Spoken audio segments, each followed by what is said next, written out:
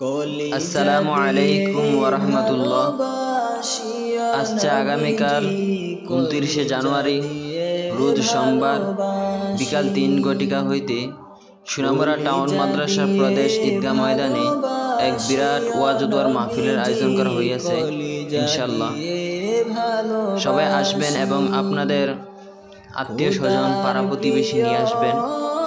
আর যারা আপনাদের থেকে দূরে আছে তাদের কাছে ভিডিওটা শেয়ার করে পৌঁছে দিবেন, যাতে তারাও আপনাদের মতো দিনী মাহফিলে শরীক হতে পারে। সবাই আসবেন, সবার দাওয়াত রইল। তোমাতে হয় মশগুল খুদার প্রিয় হাবিবে তুমি প্রাণেরই বুলবুল, দুজাহানে মাতোয়ারা তোমাতে হয় মশগুল।